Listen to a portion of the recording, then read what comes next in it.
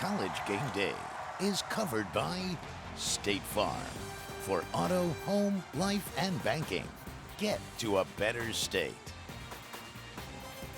This venerable old barn is starting to rock. Cameron Indoor Stadium on senior night. Their arch rival North Carolina in here. You know, these two teams, probably the contempt is bred in the familiarity and the similarity. The last 3 times Carolina's been to Duke for senior night. First 2006, J.J. Redick, Sheldon Williams, Tyler Hansborough and company spoiled it, knocking off #1 Duke 83-76. 2 years later, oh, no, Danny Green. Wow. That wasn't even nice. Wow. North Carolina was #1 then, and they won it 76-68. But in 2010, as John Shire said goodbye and went on his way to a national championship, North Carolina fell by 32. Shire celebrated his senior night with a victory. Duke went on to win the national championship, and once again, it is senior night, and there is the only senior on the Duke roster. It is Miles Plumlee, who in the last half-dozen games has played his best basketball. Plumlee has averaged a dozen rebounds over the last 6. Yeah, I think he's just that solid, getting points in the paint as well as controlling the boards for Duke. Of course, there are 3 Plumlee brothers on the Duke roster. Mason is playing. Marshall is redshirting right now. Perky and Leslie Plumlee are the proud parents of the 3 Plumlee brothers. And Hubert, these are guys, Miles and Mason particularly, that you believe will be key if Duke is going to be able to make noise in the NCAA tournament. I definitely think so. I mean, when you're talking about Miles Plumlee, I mean, this is a guy that's an outstanding rebounder. He can run the floor, and he's not broke when he catches the ball offensively down low on the block. He has a nice right-hand jump hook. He can catch the ball 1 or 2 steps outside the lane and face up and attack the rim. The thing for him throughout his career has been inconsistent, but you've mentioned over the last 2 or 3 weeks, he has been consistent. And when he plays well, and also Andre Dawkins is engaged on the offensive end and knocking down threes, this takes this Duke team to a different level. For a man his size, about 6'11", he is as athletic as any you'll find from that standpoint. Miles Plumlee, the lone senior on this team. Let's go inside Cameron Indoor Stadium right now and listen to Miles Plumlee's senior night.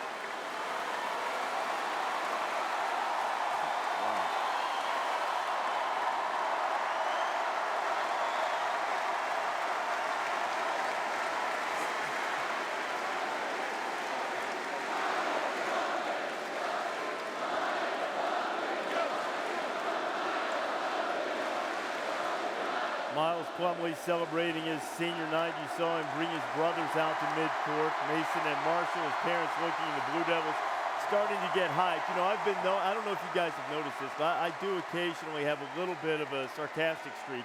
I've been known to say that senior night is the time when those guys who spent 4 years giving blood, sweat, tears, effort, every fiber of their being, so their coaches could have gigantic sneaker contracts, are honored, but there's a little bit more to it than that. It's an emotional time. Miles kept it together pretty well, but it is something you have to deal with to get ready for the start of the game. That was really powerful. And Miles Plumlee was out there, and his 2 brothers came out. Having Marshall and Mason Plumlee come out there and share that moment. You know, it's a senior night. It's a combination of emotions. I think you're excited because you're celebrating your career, 4 years playing at Duke for Miles Plumlee. And I think it's also sad, too, because this is the last time that he's going to play on this home floor, the last time he's going to play in front of those fans, the last time he's going to play with his team coming out of that tunnel But Miles Plumlee, this is something that he's going to remember for the rest of his life, and he's going to remember every bit of this night, and he's going to respond well and have a great game tonight. He's been terrific throughout his career. As long as they win. And if you lose, if you lose that game, that's a memory you don't want to have, because it was almost like when I had senior night in Notre Dame, I always wanted to schedule a win because I let my seniors talk after the game. And when my seniors would talk after the game, ooh, you don't want to talk after a loss, I'll tell you that right now. That's why you didn't want to play us at the end of the season. You got that right. You know, and the other thing, too, is that there's nothing better, I think, for rivals than to come in and try to spoil senior night. It's not that they don't respect the other side, but it's a fun thing. You tried to do it. You came in here on Duke's senior night in '92. My man dropped 35 on him, but they lost. Duke still won the game, but it was. What's interesting, looking at Plumlee brothers, they really have matured this year for this Duke team. And I think both of them. Now, they got in foul trouble when they won at Florida State. They can't do that tonight against Carolina. But what they can do is attack inside, because even though they lost at Temple, both Plumlee brothers combined for 33 points. And if they do that and get Carolina in foul trouble, that takes care of the boards, because you put those guys on the bench in foul trouble, now you dominate the game, get your running game going. Yeah, you know, one more thing about Miles Plumlee. I came over, we were at North Carolina for game day, and Duke had an afternoon game against Georgetown. He came over and played Greg Monroe off his feet, scored, hit jump shots. I thought he would be a better offensive player over the course of his career. He could have a big impact tonight. Who do you think wins the game, Hubert? I think North Carolina wins. I think they, from a defensive standpoint, will make Duke a two-point shooting team as opposed to a three-point shooting team. And I think on the offensive end, in that first matchup, they were dominant offensively, getting the ball down low on the post. I think Tyler Zeller, John Henson, also Harrison Barnes against smaller defenders have a big game in the paint offensively. Well, you talk so much about Tyler Zeller. I guarantee you he didn't sleep, because he should have had his hand up on Rivers when he took that three, and he went 2 for 6 making those free throws. 2 for 6. If he made some more free throws, he won the game. Duke wins this tonight. They get it done. They're going to get that #1 seed in an NCAA bid. I'll bet you Tyler Zeller hits Coach K court like a man possessed. ACC title up for grabs. Here's Dan Schulman. All right, Reese, thank you. Here inside Cameron, the building is alive. Some of the students have waited 7 weeks to get the best seats they can get for this game here tonight. Welcome to the Infinity College Basketball Tip-Off, live from Cameron Indoor Stadium in Durham, North Carolina. Number 6 Carolina and number 3 Duke here for top spot in the regular season and an ACC championship. 2 shades of blue, one incredible rivalry. It isn't just paint, it's passion. They aren't just colors, but common bonds between the fans and their teams. And no loyalty, no rivalry is more intense than this. Just something magical about this rivalry. 2 schools, separated by a few miles, connected by a long history of epic battles and emotional moments. Let's it fly! Unbelievable! They don't just cheer, they channel their inner child, wild with school pride, for North Carolina and Duke. Regardless of what's at stake, this is a special game and a special rivalry, and this game even more so, because this one is for a banner. It's for an ACC regular season championship, #1 seed in the ACC tournament, and it'll obviously have a big impact toward a #1 seed in the NCAA tournament. Hi, everybody.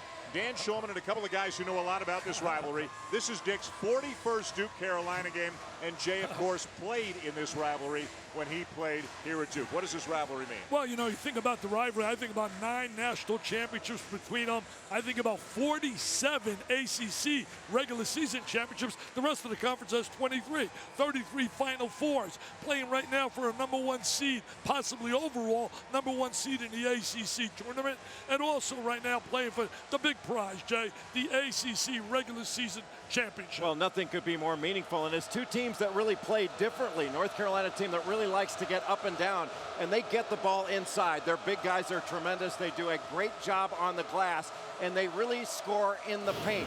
When they get the ball inside to Tyler Zeller, to John Henson, and in transition, they are going to the rim. Their offensive rebounds, they get 16 offensive rebounds a game, and they score almost 40 points per game in the paint. That is really difficult to stop, and means that they can also get to the free free throw line. They get easy basket after easy basket by doing the hard things well.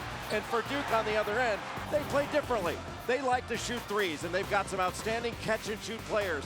Andre Dawkins is one of them, coming off the stagger double. You go underneath that screen, you're going to allow him to shoot it from the same spot he catches it. Here off a handoff, you go under that screen, it's another catch-and-shoot opportunity. They had 14 threes, Dick, in that first game. I don't think North Carolina can afford to go under those screens again. I agree with you, Jay. You got to get over the top of the screens. But number two, I firmly believe unless Duke makes a minimum, Dan and Jay, of 10 threes, they have no shot. They have to make the three to survive.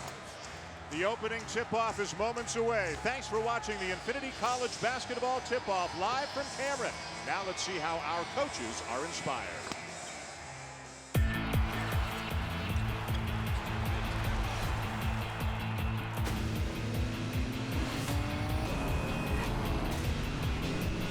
Inspiration comes from the fans. The crowd definitely does inspire all of us, players, coaches, and hopefully we inspire them. There's an electricity in the air. You know you're in a special place. Well, home court advantage is a tremendous factor. You want to protect your home turf. Inspiration is contagious. We have a tradition here in a very exciting atmosphere. We treat our fans like they're members of our team. The more they feel a part of what we are doing, the more pep they're going to have. We're all passionate about what we do. I want our players and our fans to invest. You have to invest in the game. I want you to stand up and cheer. The fans at Duke stand every second of every game. They will never sit down as long as a Duke basketball player is on the court, and that's the unity we have. Spread some inspiration of your own. Visit ESPN.com/infinity and help your coach win for his favorite charity.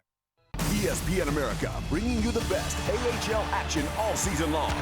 Tomorrow night, the Hurricanes farm team, the Charlotte Checkers, face off against the Lake Erie Monsters, affiliate team of the Colorado Avalanche. Charlotte at Lake Erie, tomorrow night at 2000 GMT, live on ESPN America.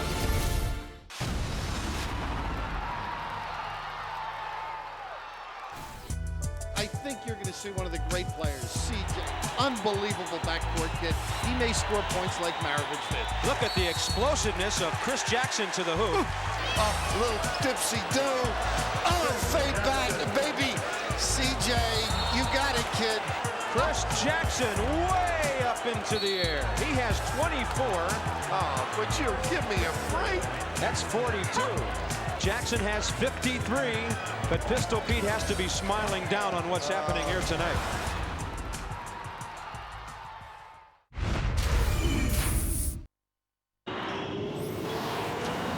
Welcome to Saturday Primetime, presented by DirecTV. It's the ACC on ESPN, and tonight it's a game that will decide the ACC regular season championship as North Carolina and Duke come in with identical records of 13-2. The winner tonight is the outright regular season champion and gets the #1 seed of the ACC tournament next week. The anthem is coming up. Let's send it over to the PA announcer tonight, Trip Durham.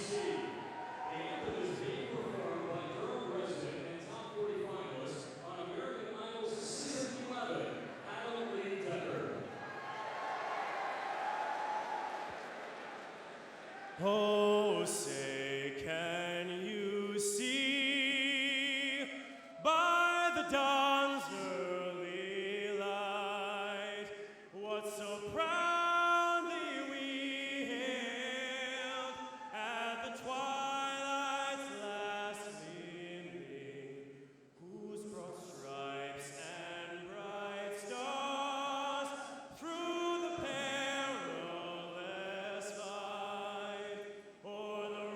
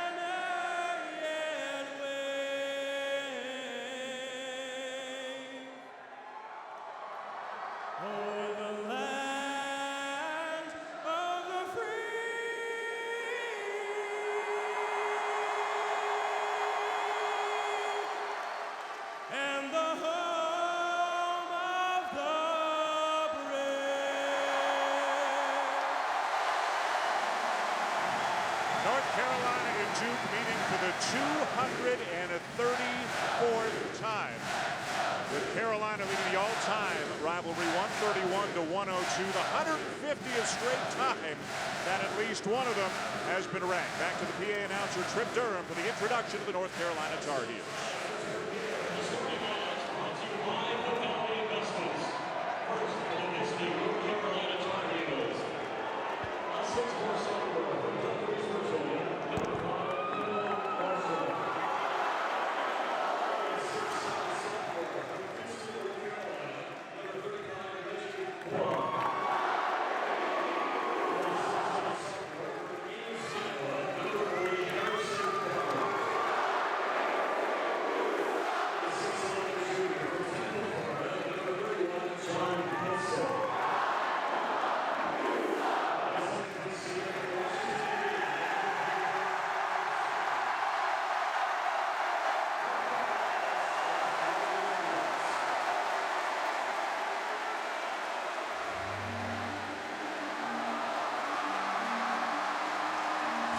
It was less than a month ago that North Carolina and Duke met in Chapel Hill, and a closing 2.5 minutes that fans of both teams will not soon forget.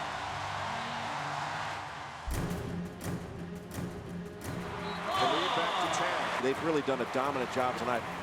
Mason defending, Thornton for three. Mason Plumlee with a steal for Duke. Curry buries a three and tipped into his own basket by Zeller. They got a chance to win it with a three. Who will take the shot? Will he make a bigger impact? Rose! Oh! An incredible finish here in Chapel Hill.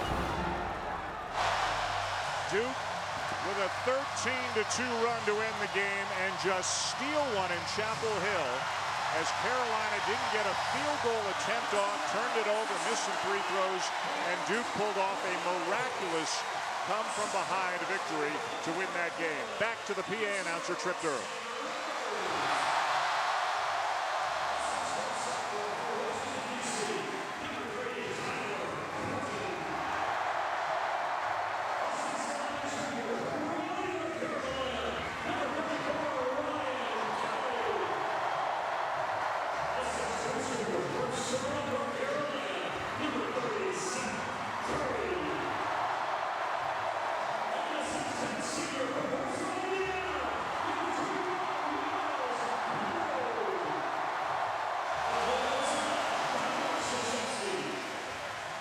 Senior night for Miles Plumlee. What a special night for him as the all-time winningest coach at men's college basketball, Mike Krzyzewski, readies his team here tonight. Coach K, 926 wins, 4 national championships as Duke gets set to take on Carolina tonight. Let's send it down to the court. And Aaron Andrews, EA. Dan, we all know about Austin Rivers and that game-winning shot, but what about the guy that basketball sailed right over? And of course, it's UNC senior Tyler Zeller, which down the stretch, he also missed 2 key free throws, tipped in Ryan Kelly's shot. Roy Williams telling me that he's never seen a player take a loss so hard in his entire career. Zeller's comments were, it's not the best moment of my career, but it happened. Since then, Coach Williams says he's played his most consistent basketball, best basketball down the 5, 6, 7 games that he's played. It'll be interesting to see how he reacts tonight. Roy said he hopes that Zeller hits the game-winning three-point shot.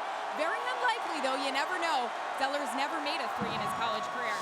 Tell you one thing, Aaron, I firmly believe that from that game he's played brilliantly, and he would be my choice as player of the year in the ACC. What about you, Jay? I would agree with that. Tyler Zeller has been absolutely magnificent in ACC play. Tell you what, he's picking up from last year. He averaged 25 a game in the NCAA tournament for 4 games. Here we go. And they're going to re-jump it again. The officials are Carl Hess, Roger Ayers, and Mike Eads here at steamy Cameron Indoor Stadium. 9,314 plus packing their way into this tiny building for this huge game. Zeller. And he'll get started early. They go right into him. He makes that little curl move in the lane. You know, Jay, they stopped going to him in the second half. He had 21 in the first half. They did. Harrison Barnes just set a little down screen there. They couldn't switch off because Tyler Thornton was guarding Barnes. Plumlee defended by Zeller. Oh, nice move by Miles Plumlee. Miles Plumlee makes like Jay Billis in a post on senior day in '86. Miles Plumlee playing the best basketball of his career. His brother Mason isn't starting right now. Miles and Ryan Kelly are starting. Mason has not been playing as well the last 4 or 5 games. Yeah, Coach K said not giving us the kind of basketball we expect. Harrison Barnes, who was huge in the second half for Carolina in the game against Duke, at least until the last 2.5 minutes when everybody went quiet for Carolina. Well, he's such an elite jump shooter. If you're going to put a smaller player on him like Seth Curry or Tyler Thornton, he's going to be able to shoot right over the top. I think he does a better job, Jay. We saw in the second half when he inverts and goes inside and posts. Plumlee again. Gets it to go. Back-to-back field goals for Miles Plumlee to begin the game. I tell you, senior day. Jay, what was it like when you played on senior day? Last game, Kenny Smith, Doherty, what was it like? It was so long ago, Dick, I can't remember. Zeller, the offensive rebound. One of the big fears, obviously, for Mike Krzyzewski. Henson kept it alive, and it will be Carolina ball. There he is down in the post. Watch this. Great drop step, great ball fake. Keeps the pivot foot down. Great move on the interior. Good matchup, Kelly and Henson. Such different styles for the two power forwards. Well, Carolina reversed the ball. They had Tyler Zeller wide open in the post again. Barnes being defended by Thornton, and Barnes with superior size will just muscle his way in. Duke, Jay, does not have a true small forward, a 6'7", 6'8" guy who can match up size-wise with Barnes. Well, that's a great point, Dan. They've traditionally had a 3-man that was versatile enough that Coach K could move him around a little bit like a queen on a chessboard. They don't have that, so it's a difficult matchup to go against Harrison Barnes. But on the other end, whoever that Kendall Marshall is guarding, I think Duke is going to wind up going right at Kendall Marshall and making him guard. There were times in the first game when Austin Rivers was matched up with Barnes. Remember, everybody said, how's Rivers going to guard Barnes? Barnes is so much bigger. And Rivers, with a bit of foreshadowing, said, well, you know, he's going to have a tough time guarding me as well. Barnes was playing with a bad ankle and eventually gave way as other people like Reggie Bullock covered Austin Rivers, and it's Bullock who's on Rivers right now. Kelly tries a reverse. Henson with a block. Ty Kelly's coming off a big game. Had a big game against Wake Forest, 23 points. Played really brilliantly. It's a career high for the junior. Zeller, a long 2 is there. And it's 8-4 Carolina. Zeller off to a good start. Tell you one thing, he's got great touch. He can really run the court in transition. I think the tempo of the game, though, is something that North Carolina likes. They didn't like the tempo down in Virginia, where they were able to survive in a game that was really slow, winning 54-51. Both teams can really score the ball, Jay. Carolina's at 82 points per game. Duke's at 79 points per game, and they were both in the 80s in the first game on the 8th of February. Well, Carolina is the better team in transition, and in the last ball game, Carolina didn't score really any points in transition the last 10 minutes of the game, and that was as big a factor as anything in Duke's win. Rivers trying to shake Bullock. And a block is the call on Bullock. Will send Austin Rivers to the line. Not surprisingly, fellas, we've got some stars in the house. Peyton Manning is here. Wow. Well, Peyton Manning is very friendly with David Cutcliffe, the head football coach here at Duke, who is his quarterback's coach at Tennessee. And there's a familiar face this year. Doc Rivers probably having about as much fun as a dad can have this year. The schedule's worked out pretty well for him. He's got a chance to see a lot of games. I wonder if he had any kind of connection over in the NBA office and looked at the Duke schedule and said, make sure the Celtics don't play when he's playing. You guys, I was told today that Peyton Manning hadn't just been here for a little while. He's been here for 6 weeks working out. Wow. Hey, David Cutcliffe, as you said, great quarterback coach, had him over at Tennessee. He believes in him. I think his brother Eli worked out here, too. Big question is, where will he be? Will he be in Indianapolis? There are a lot of teams that would love him.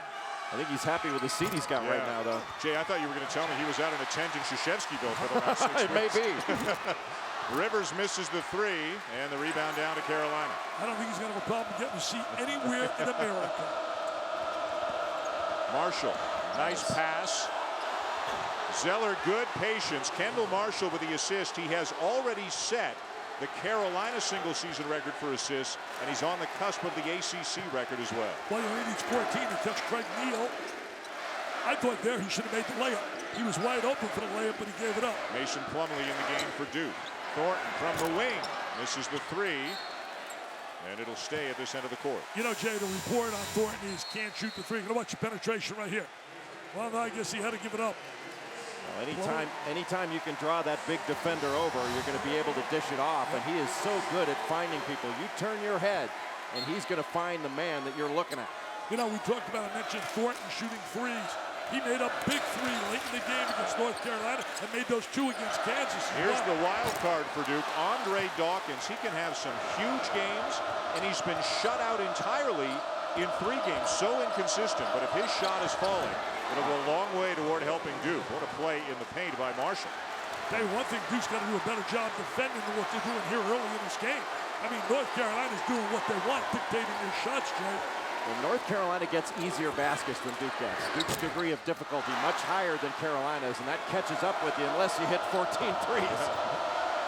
Off the glass and good for Bullock, and it's all heels in the early going. Where's the transition off the pass rather than off the dribble? Marshall getting the ball up the court quickly. Poor job defensively in transition by Duke. Duke got a lob there, they just didn't throw it. Curry misses the 3. Mason Plumlee the offensive board. That's a big-time rebound right there. Going for the reverse, and it rolls off the rim. The shots are not falling early for the Blue Devils. I think Duke's worried a little too much about getting their shots blocked right now. You give all that credit to North Carolina, but you've got to go up into shot blockers. You cannot avoid it, or you're giving them the space they need to block it. Barnes the jumper over Rivers. What a shot. Tell you one thing, they are executing, getting shots they want. There's that medium range jumper. You've spoken about it. He does a phenomenal job off the bounce on his jump shot. Well, especially off of one dribble. But right now, North Carolina doesn't have a lot of pressure on them. They've not been forced out of rhythm. 6 early points for Barnes. Brian Kelly misses the 3. Zeller down with a rebound. You can't ask for a more open shot off the pick and pop than that. They just missed it. They play on. Marshall rejected by Mason Plumlee, but they're going to count it. It's a goaltending call, so score the basket. And Carolina with a huge lead in the early going now, 18-5. Kendall Marshall, you think of him more as a distributor. How about this shot? Acrobatic and athletic move by Marshall, and the Harrison to Barnes doing what he does best. Carolina by 13.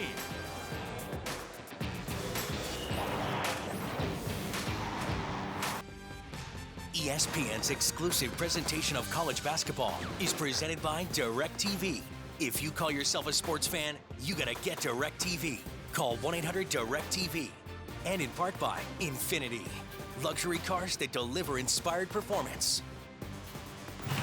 Back in Durham, North Carolina, it's all Tar Heels so far, leading Duke 18-5. They're still having fun. Remember when Jay did this a few years back and lived to tell the story about surfing down on the court. Dan Schulman, Jay Billis, Dick Vitale, and Aaron Andrews. Hey, Dan, quickly, Harrison Barnes, like you mentioned, 6 early points for him. And in the first game against Duke this year, he did finish with 25, but in that first half, he struggled. Of course, Roy Williams telling us tonight, remember, he had that ankle injury.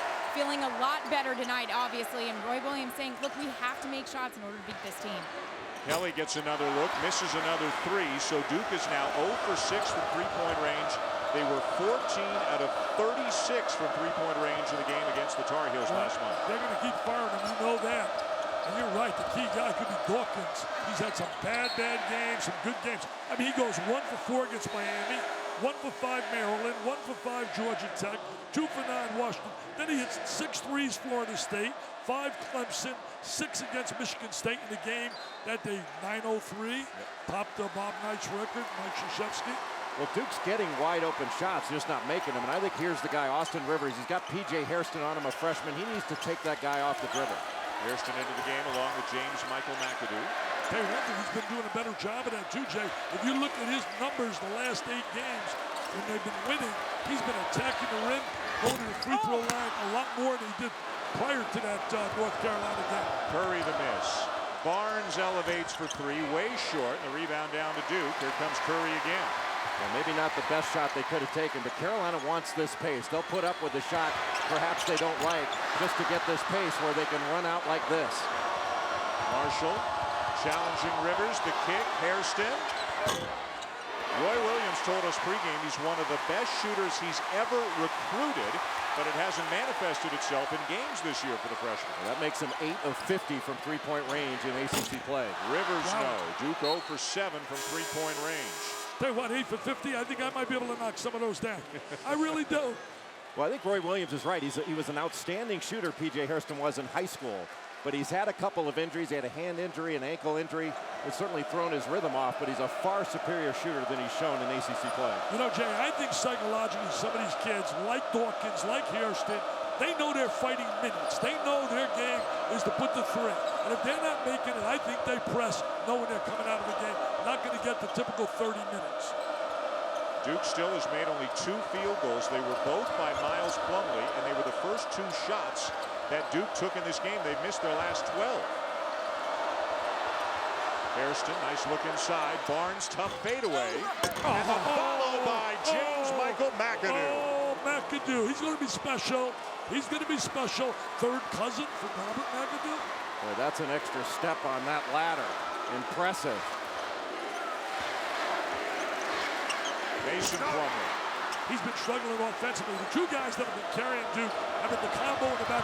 Nobody got back. Mike Krzyzewski's got to be upset with that. Well, in back-to-back possessions, guys, we see Mike Krzyzewski's 2 concerns. Offensive rebounding and then getting beaten down the floor in transition. All I could simply say, Jay, they were down 20 with 11 minutes on the clock against NC State. But this is not NC State. Yeah, this team has made some comebacks, but right now it's been all Carolina. They have been focused, and they have not been made to change their game in any way, shape, or form by Duke. Quinn Cook draws the foul. Let's check out McAdoo climbing that ladder again. There he is right there. Nobody blocks him out. I mean, that's a great bounce off the floor. He's the elevator man. Watch him right here. He's going to come in for the offensive rebound, and there's the jam. Great hands. Well, what opened that up is 2 defenders went for the block shot. And Duke can block some shots, but when you go for a block, sometimes a strength, shot blocking, becomes a weakness, the offensive glass. Boy, it's like there is a seal on the basket that Duke is attacking. And multiple subs now for Duke, with Kelly, Curry, and Thornton all checking back into the game. For North Carolina, freshman Stillman White is in. He generally gives Kendall Marshall a minute or 2 each half just to give him a breather. That's a result, of course, of the season-ending injury to Dexter Strickland. Cook, no. Tipped by Miles Plumlee out to Thornton. Curry, way short. Wow. Wow. That was actually a big play to get Seth Curry to put it on the floor and get inside that 3-point line. Oftentimes, when Duke tips the ball out, they get a 3 out of it. North Carolina didn't allow it on that possession. And you know what? He's their better medium-range shooter as well. The foul on Tyler Thornton.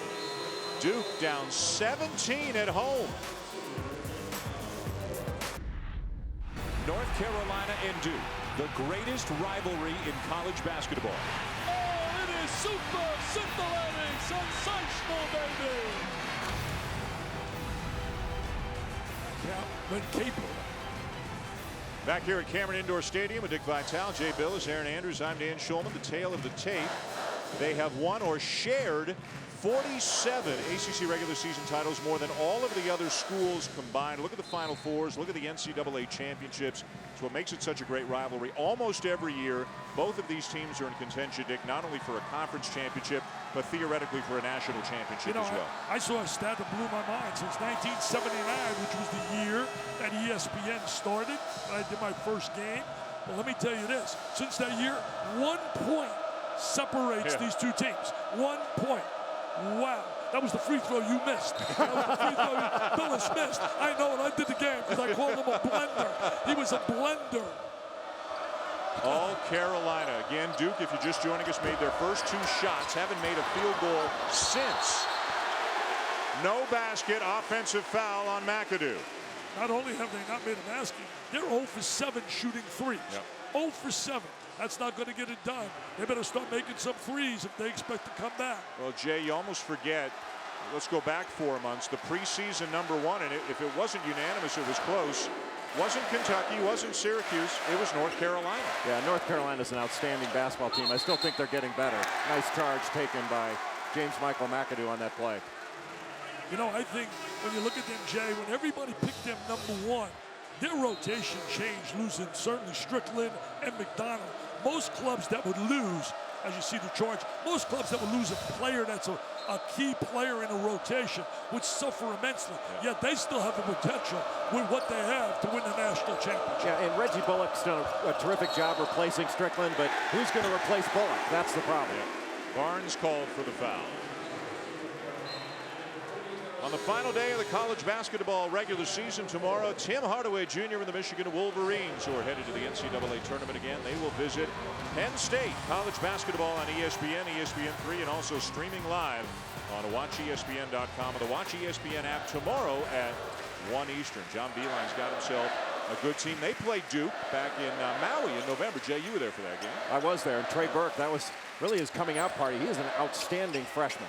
Curry, and finally, the Blue Devils make a shot. They need those threes. He's got his dad, Dell. Hardaway Jr., by the way, had a big game in his last game, 25, and he's been struggling. Bullock to save out to Marshall, plenty of time. You know, with the three, you can get back in the game quickly. You really can. It can give you such a lift. You knock down 3 threes. Boy, McAdoo really playing assertively here tonight. Misses the shot, and Bullock is there for the follow. Well, Bullock came in with a big reputation as a shooter, too. He is a great shooter, but he's also an outstanding rebounder and has proven that over the course of the year. But North Carolina sends 4 guys to the offensive glass. That puts a lot of pressure on the guards to block out, which they're not used to doing. And their 2-guard Bullock is 6'7". Their 3-man Barnes is 6'8". It's not just Henson and Zeller. Rivers with a drive. There's Rivers with that drive. All Henson can do is save it to Plumlee. Now it's 5-on-4. Henson got caught up with the photographers. Rivers is wide open. He made 6. He made 6 in game 1.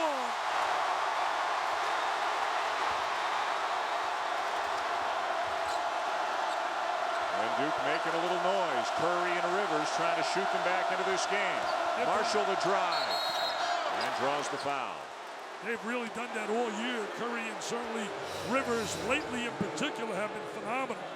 You're going to take a look right here, stepping back, shooting that 3. He does a great job with that step back. Well, they went right after Kendall Marshall, and they drove him on the next play, and that got everybody to help and left Austin Rivers wide open to step into that 3. You know, the last 7 games that won in a row, Rivers was averaging 14 a game before that, now 18. He was only taking 11 shots. Now he's up to taking 13. And his free throw line, he's gone from 4 free throws a game to 7. Curry on the other side went from 12 points a game to 17. And he increased his attempts on the free throw line. He's doubled the time he's been on the line from 2 to 4.5. Marshall already with 4 assists in the game. As Mike Krzyzewski was saying, Jay, he's not a break you down off the dribble, get his assist that way. He likened him, Coach K likened him more to Jason Kidd. Obviously, Marshall left-handed, Kidd right-handed, but a guy, just an extraordinary passer. You better be looking, otherwise it'll hit you in the back of the head as Rivers knocks in another one. Well, he is a pass-ahead point guard, Kendall Marshall is, but Rivers is being very aggressive off the dribble. And there's an example. Zeller wasn't looking. The pass hit him in the elbow. Tell you one thing, Rivers starting to get a little bit on fire here. He's an offensive machine when he gets going. He really can attack the rim. He can shoot the 3. He's a streaky shooter. All of a sudden, he's got 8 points. You definitely have to take away middle with him. He's driven middle, and Duke is able to get into the middle too easily. Curry off the glass, left it short. We had a pretty good look at that one, too. He really did, but he was anticipating a guy coming over to block that shot. Barnes, no. Cook the rebound. Cook, the backup point guard, rarely turns it over. Outstanding assist to turnover ratio. I mean, Duke, with a chance to win, has to be Rivers and Curry today on the perimeter making shots for them to have an opportunity to win this game. But the score here is a single-digit game. Rivers lost it, but will force the tie-up. You know, Jay, we were saying there really haven't been a dominant team at home. What do you think is the reason for that? Well, they're a younger team, and I think they play a little bit better on the road because I think they need each other on the road and feel like they need each other on the road. Sometimes you get a false sense of security at home. You know, it's not like they've been bad at home. What are they, 13-2? 13-2. I think a lot of people take that, but hey, they could be 15-0, a little shot here or there. Yeah. I mean, they lost on that 3 by Snare at the end of the game, and then the Miami game, they lose in overtime. They go 0 for 6 on a free throw line. There are a lot of coaches, most coaches will normally tell you what their team isn't. In doing a number of Duke games this year, and Jay and Dick, you know this as well, Mike Krzyzewski is very happy with where his team is. 26-4 overall, 13-2 in the league, and in line for a potential #1 seed. Well, they should be very happy. A lot of guys would take 26-4. But, you know, I'm talking about they lost 2 heartbreakers. Yeah. Right. They could be 15-0. Yeah. They could have lost to Virginia Tech. Yeah. They could have also lost here a couple of other NC games. State game. Belmont Yeah. game, Yeah. NC State game. Mason Plumlee, a quiet night. Left hand doesn't get the bounce, and then commits a foul. Well, Henson is just so long. Getting it over him is so difficult. He changes shots even when he doesn't block them. Tell you one thing, you saw the shot blocker deluxe maybe in the last 10 years in Anthony Davis the other day. But you know what? Anthony Davis and John Henson are a lot alike in their ability to affect the game. You know, you have to game plan around it. Yep. Anthony Davis affected it to the point. To hand Carolina lost back in December when Kentucky played Carolina, blocking Henson's shot at the end of the game. Beautiful feed, and Barnes lays it in. That was a really nice set play because any time that Henson is on the perimeter, you're looking lob, but they went lob to Barnes. So you're expecting him to set that back screen. He just went to the basket. Yeah, nobody communicated at all on the screen and the release. Mason Plumlee again. Left hand again. This time it goes. He's got to give him some points in that paint. The reason he's got to give him point production down in a low box, it will stretch the defense a little bit and allow people now to be able to get some good looks and space. Marshall baseline, the kick. Bullock wide open, a little bit strong on the 3. Follows it up. Count the basket, and then a foul on Bullock. So called for an offensive foul, but the basket will count. Carolina continues to lead by double digits, up 30-17. As you get another look, Bullock, ball out of his hands, then the contact as we step aside with 7:41 to go in the half. Brian Burr with your studio update, checking in on Baylor and Iowa State. Pierre Jackson for Baylor, the high arcing rainbow gets it to go, and Baylor on the road up 4 on Iowa State. Over on ESPN2, it is Belmont and Florida Gulf Coast, the Atlantic Sun League title game. Winner gets the automatic bid. Upset is brewing. Dan, Dick, and Jay. All right, Ryan, thank you. Well, speaking of potential upset, there was almost one in the Ohio Valley Conference today. Tennessee State, which handed Murray State its only loss of the season. They only lost by 2 today. As the Racers get the bid, Plumlee gets the jam. And Jay, at about the time Murray State won that game, 15 programs around the country heaved a huge collective sigh of relief that Tennessee State didn't steal a bid. No question. I mean, those stolen bids can really make you nervous. That's a block. And it is called that way by Roger Ayers. Tell you one thing, both clubs really struggling defensively. I mean, down in the other end, North Carolina played no defense at all, and they got an open layup. And then right here, I mean, everybody's coming road. That's a block. There's no doubt it's a block. And a chance for a 3-point play. John Henson, again, his offensive game so much more developed than it was a couple of years ago. He still struggles from the free throw line. But he can drive the ball, the occasional jumper, left-hand hook, right-hand hook. Tell you one thing, you're really nice there with that word struggle. I mean, it's below struggle. Well, his sister, by the way, goes to Duke. She's on scholarship, been injured. Well, I prefer to think of the glass as half full, and he makes exactly 50% of his free throws. Oh, that's pretty good. I like that. I use that in a lot of motivational speeches. Yeah. I like the glass half full rather than half empty. I'll tell you what, when he rebounds and blocks shots, he does all right there. Zeller his first miss. Barnes with 1 rebound. And comes up with another. Carolina dominating Duke on the glass. Yeah, really, you look at the numbers. It's better than a 2-to-1 ratio right now on the glass. But we expected that, Jay. They're the number 1 rebounding team in America.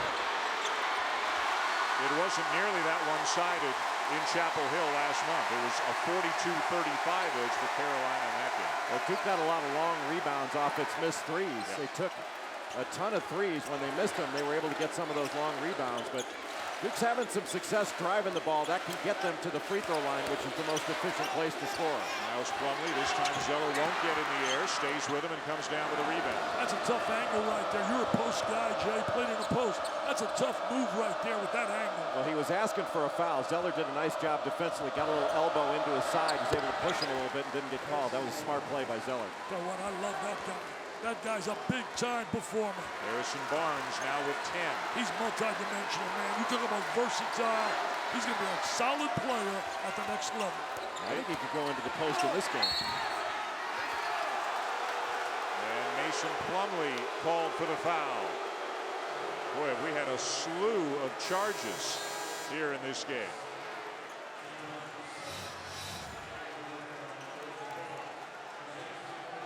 What'd you think, Jay? Was he Well, there? I mean, it's probably a good call the way the rule's written. I just don't like the rule. I think once you have established, once you've gotten into your motion and planted that foot to leave the floor, you've won that spot. You know, we talked about off the air. I think there's just too many charges being called. There have been 5 of them called already in this game. Justin Watts is into the game for Carolina. Marshall. Bullock got it. A 3 for Bullock. Bullock gets that 3, but really created again by Marshall. Good basketball instincts. Mike Krzyzewski got to really be upset with their defensive effort. And I never got tired, so my dad started calling me AD for all day, and it stuck with me ever since. I like that, AD, all day. Yeah, so what's your nickname around here? Me? Yeah. I don't really have a nickname. Pretty much just call me Scott. All day, what's up? Same. Hey, bedwetter. Guys are always clowning, you know. Bedwetter. Told you that in confidence, Johnny. Go ahead and get this fax out. All right. Tomorrow's the final day of the regular season of the college basketball season, and on this final day, ESPN2's got an ACC matchup for you tomorrow at noon Eastern. Florida State, which is locked into the 3rd spot heading into the ACC tournament, will take on Clemson. Clemson is part of a big cluster in the middle of the league. And their spot, their seed in the tournament has not been decided yet. So catch that game tomorrow on ESPN2. Austin Rivers just got called for an offensive foul. You know, unless Tyler Zeller had a foot on that line, he was established there. You know, that's where Austin Rivers needs to pull up. He moved in a little bit, but it looked like he was there. Those are calls you can go either way. You really can't. Bullock misses the 3. Watts over the back. All right, Duke's got to go on a spur here. They got to try to get a little momentum going into halftime. You're playing 4:51 on the clock. You're hoping that you can get this down to single digits. You know, it's not like Duke hasn't gotten some open shots. They've had open shots. They've just missed them. Well, as Mike Krzyzewski said about the first game, we didn't win the whole fight, but we won the last round. Duke led for most of the first half, as you recall, and then Carolina had a great close to the first half to lead by 3 at the break. Carolina led the entire way in the second half, led by 10 with 2.5 to go, and then Duke outscored them 13-2 to win the game. There's a push on Tyler Zeller. That's one of the great comebacks in the series. There have been a number of them. There's so many great numbers when you look at the rivalry. One or both of these programs has been in the Final Four 22 of the last 31 years. Each has won 4 national championships in the last 30 years. This one might be the most remarkable. In 33 of the last 66 meetings, they've both been ranked in the top 10. That's unbelievable. I think the one that blows me away is 47 ACC championships between both of them, and the rest of the conference has 23. I mean, that is dominant. Although the folks, and it's incredible, but the folks in Lexington would say, hey, well, Kentucky's no, won more all by themselves than everybody else in the SEC. But there's not a team like Carolina or Duke, another club, to challenge him. Marshall didn't mean to, but he banks it home, and the lead is 19. Well, let me tell you this. He'll take that. He will flat out take that. Because once he improves his range as a shooter, his game goes to an incredible level. I like the fact that he's taking the shot because you have to respect it. You know, he hasn't been shooting most of the year against NC State. They made him shoot. He scored 22 points. Look, Mason Plumlee. Got to score that, Jay. You got to score that big guy around the basket. You got to convert in that situation. A little surprised they didn't call something with Henson and Plumlee colliding. Too much contact not to call it. Studio update. Atlantic Sun Conference Final over on ESPN2. Kevin Cantona with the putback, and an upset brewing. Florida Gulf Coast under 500 on the season, up 8 on Belmont, who went 26-7, lost to Duke by 1. Ivy, Harvard, a half game up on Yale. Yale losing to Penn. Harvard up 10 on Cornell. Guys? All right, Ryan, thank you. We'll keep an eye on that one as we welcome you back here to Durham. Coming up, the UPS halftime report. Jim Calhoun was back on the sideline for the Huskies today as they took on Pitt and Murray State in a thriller to win the OVC championship. Tell you one thing, that was a must-win. Having Jim Calhoun back was certainly big, but that was an unbelievable one. I still think they're going to win a game or two in the tournament against Connecticut. Big East is wild. Cincinnati and West Virginia got big wins today as well. Jay, you'll be in New York, and I mean, so many combinations and permutations to figure out which of those bubble teams are getting in. It's a lot of moving parts, and there are a lot of moving parts in this game right now. Seth Curry was down on the baseline. He had a choice of a big guy on each block to come off of. That's a play that they ran several times in the first game. It was successful, and he was able to draw a foul. Third on Bullock. He goes to the bench, so some minutes here for P.J. Hairston, the freshman out of Greensboro. Tell you one thing right now, Duke shooting 29%. 2 for 9 from threes, being out-rebounded 26-13, and that, my friends, is why they're down 19. And 2 for 7 from the free throw line. It's been an abysmal first half. Barnes no. Zeller the rebound. Duke ball. Well, North Carolina has just gotten so many, well, we call them easy baskets. I'm not sure that's the right name for it because North Carolina's just worked harder to get those easy baskets. Tyler Zeller running the floor, everybody running, and Kendall Marshall passing ahead, and the ball moves faster in the air than it does on the ground. They've just been terrific thus far. They've got 18 points in the paint already to 8 for Duke. Kelly's had some good looks and can't buy one right now. He made a big basket at the end of the Carolina game last month after struggling to shoot the ball most of that game. Coming off his career high, 23 last game. Rivers and Curry combined to 4 for 13. Zeller and an offensive foul. Kelly steps in to take the charge. I think the officials love putting a hand behind the back. I think it looks good for the camera. It's unbelievable, the charges. Number 2 on Zeller. Let's get another look, and it's Kelly coming over the help defender. Was he there? Well, it's close. I mean, they're doing a good job getting there. I'm just not a fan on either end. There have been what I would consider questionable calls with guys just sliding under. They're just about there, but once a guy hits his takeoff foot, I think he's won that spot. You know, Jerry, you were there for the game. He went to the free throw line 23 times against Maryland, had 20 free throws to break the Smith record of Tyler Hansbrough. Why is he able to go to the line so often? Well, they kept going into it. Maryland kept fouling, and they probably shouldn't have as much as they did, but North Carolina kept pounding the ball inside. Curry misses on the drive. Barnes one-on-one, switches hands, and draws the foul. It's been a very aggressive and impressive first half for Harrison Barnes. I tell you, for a whole North Carolina team, very impressive. When you look defensively, you hold Duke to 20 with 2:17 on the clock. You execute offensively. I still think if I'm picking my Final Four, I don't care what happens here today, and I don't care what happens in the ACC tournament. I still have North Carolina as one of my 4. I do too. I think this is an outstanding basketball team that's continuing to get better. But they can't, one thing they can't have, that was a big third foul on Reggie Bullock. To have him out of the game right now and maybe some aggressiveness taken away to start the second half. Well, that becomes big because with the loss of guys like Strickland and McDonald, they really don't have that depth factor. And the one thing I agreed, I heard you talk the other day about, they don't have a killer instinct. Let's see right now if they can turn it up, turn the pedal up, and really put them away, or do they allow Duke to get back in the game? Cook misses the 3, and a push in the back by Miles Plumlee. Is that his 3rd? And that was an easy call, hands right in the back. Yep. Number 3 on the senior here on senior night, Miles Plumlee. Tell you one thing, Mr. Schulman, we're watching a team that you and I sat and watched them play, Florida State. Yep. And we believe that's the same team.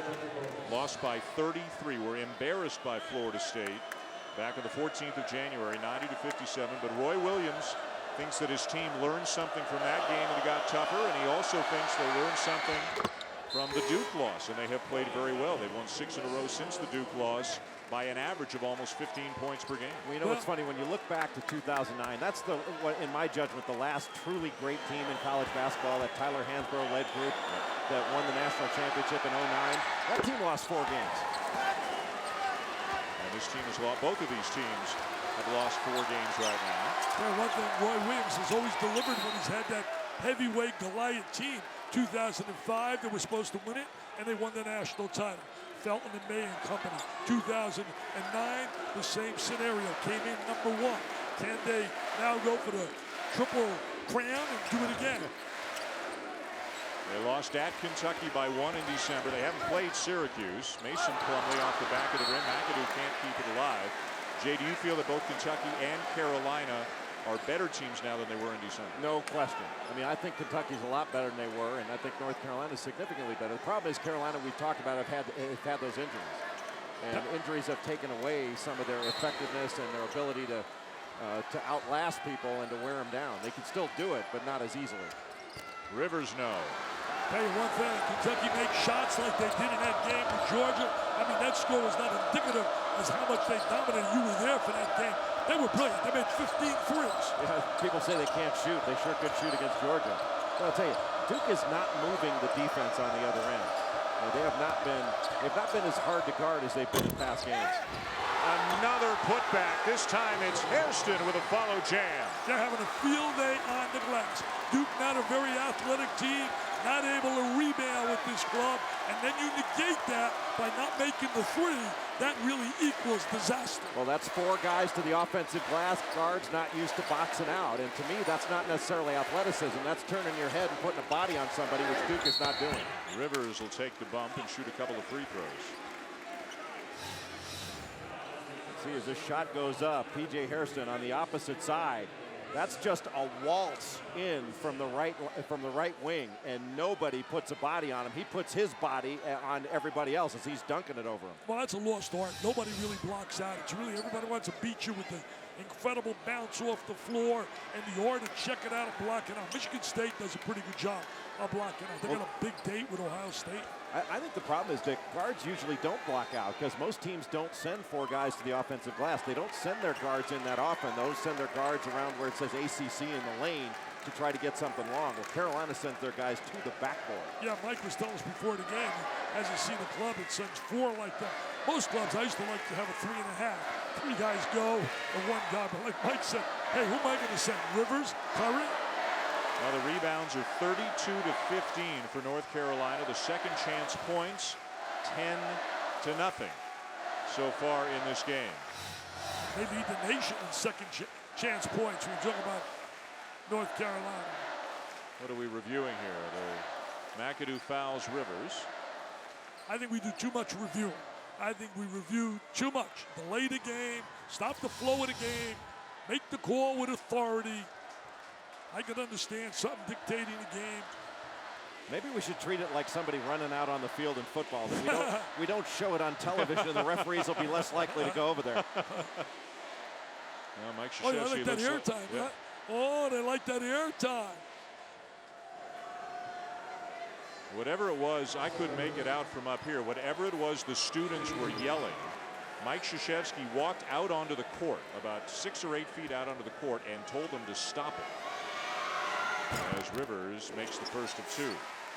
It's going to be interesting to see whether Rivers comes back next year.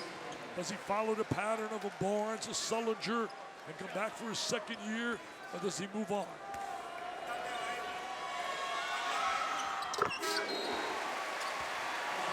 (44-22), even with the free throws. Carolina doubling up Duke right now. Less than a minute to go as Dawkins comes back into the Blue Devils. That's 2-1. I think you figured that out. That's 2-1. I couldn't go to Duke. I couldn't spell Duke. And you have to think that North Carolina's going 2 for 1 right here. And they do to perfection. McAdoo. I mean, look how easy, wide open. I mean, you're talking about open shots. I know Duke, when you look at their field goal percentage, one of the lowest in the conference. Teams shoot better than 43% against them. But yet they found a way to win. Cook, left hand. And Carolina could hold for the final shot of what's been an incredible first half for Roy Williams and company. Well, that is quite a performance for North Carolina to come into this building and put near half 100 on Duke in the first half. And holding the 24. You to Joe Roy was telling us before the game. He said to us, hey, I know they're going to score a lot of points, so we're going to have to score. Well, they're 24, my friend. You know what's amazing? Carolina's only made 1 3, and they got 46 points. Marshall, 48. Tell you one thing, he had a stat line, one of the best. 23 points, 13 assists, 0 turnovers against NC State. The look says it all on the face of Mike Krzyzewski. A miserable first half for the Blue Devils, shooting the ball, rebounding the ball, defending on the defensive glass. The fewest points in a half this season for Duke. Aaron Andrews is with Duke associate head coach Chris Collins. only shooting 27%. Why can't you guys make a shot? Well, I think they hit us with a punch early. They came out, they got going. We really struggled on the defensive end, and then we got tight offensively. We have to regroup here in the second half and just take it 1 minute at a time. They're an explosive team, but we got 20 minutes to see what we can do. What do you think the first thing Coach K will tell his guys inside the half? Well, we have to show some heart. I mean, you can't, we're down by 24 points. We're playing a great team. We got to lay it on the line and just see what happens in the second half. Thanks for your time. Dan. All right, Aaron, thank you. 48-24 Carolina. So many Tar Heels having big first halves, including Kendall Marshall, 10 points and 6 assists at the break. When we come back, Reese Davis and the guys deliver the UPS halftime report. Welcome to the UPS halftime report. North Carolina came into Duke's senior night with an attitude. Harrison Barnes had 11 in the first half. He didn't make every shot, and when he missed, here's a P.J. Hairston sighting. Flushing on Austin Rivers. They've got him doubled. The Tar Heels are opening up a can of whooping on Duke's backside in Cameron Indoor. Glad to have you with us. UPS halftime report. Reese Davis, Hubert Davis, and Digger Phelps. It started pretty well for Duke on senior night. Miles Plumlee made Duke's first 2 field goal attempts. Then the Devils missed 15 in a row. Why can't Duke stop North Carolina right now? What's wrong with their defense? Duke is not quick on defense, especially their front line. And when you take a look at what Carolina can do with their front line, they just pound them by going to the glass, hitting shots, getting second chance points. And when Duke stands and boxes out, what they didn't do when you saw the 2 points in there by P.J. Harrison, to me it becomes this factor inside. Going inside, attacking inside. And when you look at Duke, they're not making a perimeter game. The last 6 games, they have done what? Carolina gets it done with points in the paint. Duke on the other side is trying to go outside, can't make it happen. The last 6 games at home for Duke, they got a mindset. They missed 15 shots because it's in their head. Their last 6 games before tonight, they've shot under 40%. Tonight in the first half, they're shooting under 30% because they're rushing shots. They don't have confidence. Their defense is horrible. Their offense is horrible. They're out of sync. And Carolina says, you know what? We let that game get away, game 1. Not tonight. We're coming in and showing you what we can do. Well, North Carolina has been dominant on both ends of the floor. From a defensive standpoint, we talked about it before the game. They have made Duke a 2-point shooting team as opposed to a 3-point shooting team. And the reason why that we were saying that is Duke can't beat North Carolina inside the arc. They're making those guys put the ball on the floor and finish over shot blocking ability of Tyler Zeller and John Henson. You talked about Duke defensively. They don't have anybody that can guard Tyler Zeller down low on the post. They don't have anybody that can guard Harrison Barnes because Duke has 3 guards. They don't have a conventional small forward. Harrison Barnes can go for 40 tonight. They don't have a guy with length and athleticism that could guard him. And if Kendall Marshall at the point guard position starts getting it going on the offensive end, not only in this game, it's over for North Carolina. You'll see them in New Orleans. Well, North Carolina is a preseason team. I think, as you said earlier this morning, people sort of forgot about them after the loss to Florida State and after the loss late against Duke. Look at the difference in the first meeting and the meeting tonight.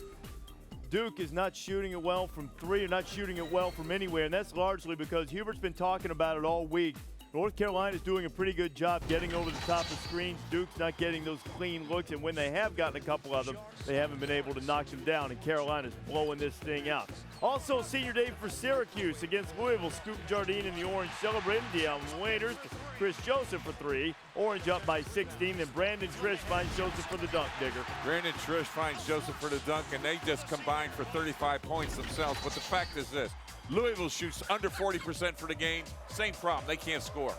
Pitt and UConn. Jim Calhoun coming back after back surgery facing Pitt. Jeremy Lamb to Roscoe Smith.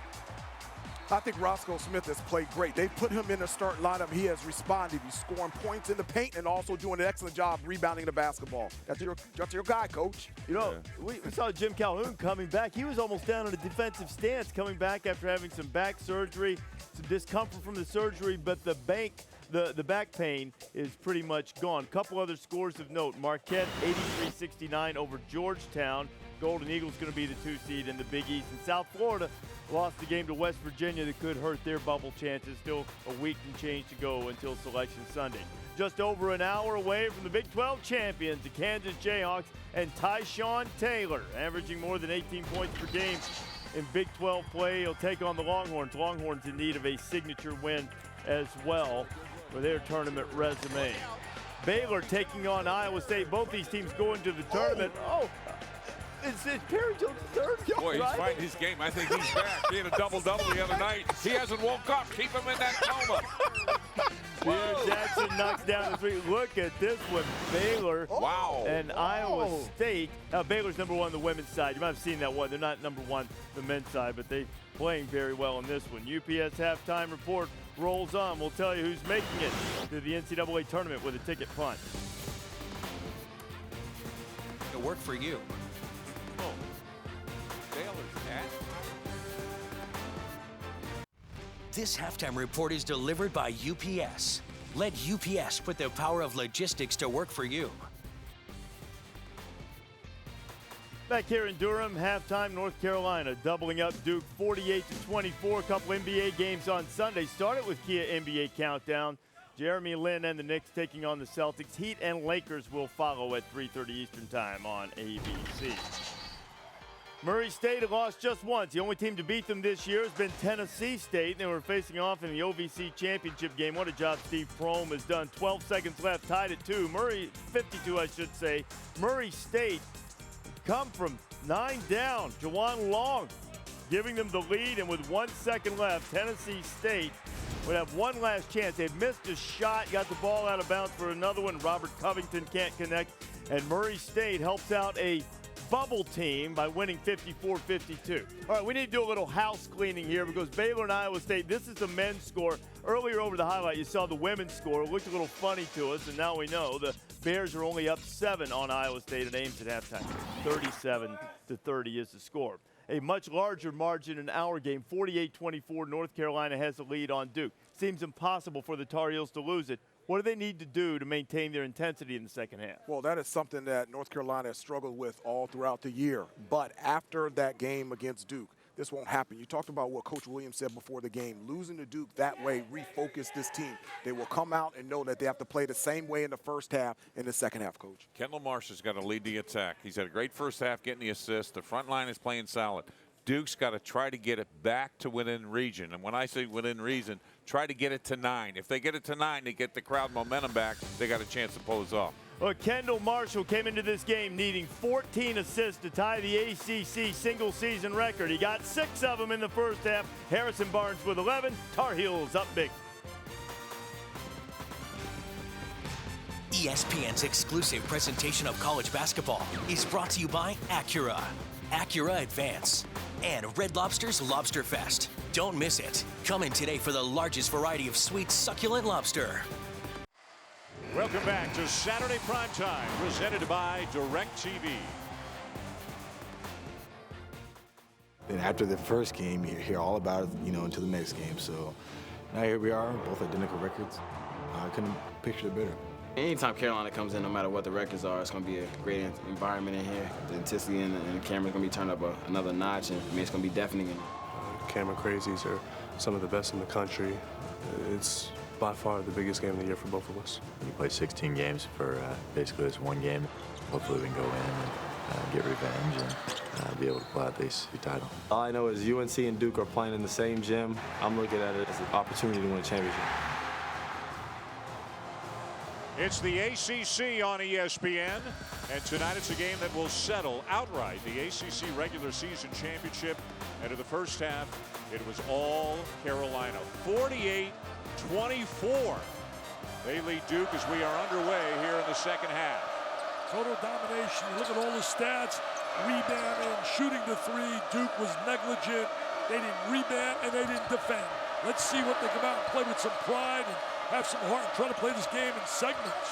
Zeller off the glass, 50-24. Carolina, and this is the largest deficit that Duke has faced at any point in any game this year. They were down 25 to Ohio State early in the season in Columbus, a game that the Buckeyes went on to win easily. And a foul on Zeller. Number 3. Dan Schulman, Jay Billis, Dick Vitale, Aaron Andrews with you here on senior night at Duke. Miles Plumlee is the only senior for Duke. Scored the first 2 baskets of the game. But it was all Carolina after that. Carolina shooting over 50%. Duke is shooting 27%. Well, This is a real test. It's a test of Duke's toughness to see if they can hang in there, make a comeback, and it's also a test of Carolina's killer instinct. Can they put this team away and put this game completely out of reach? Boy, Miles Plumlee's been the best thing going offensively for Duke tonight. Well, there's Plumlee in the lane. He's able to spin in that lane and get that little hook shot. They got to go on some kind of spurt, man. You talk about a spurt. They need a big, big time spurt. Curry can't find any space. Trying again. Kelly. Got it. Little acrobatic. Wasn't really a routine shot. You got a little life there. Cut the lead, the deficit to 22. Remember this, guys. I know it's not North Carolina, but they were down 20 with 11 on the clock against NC State.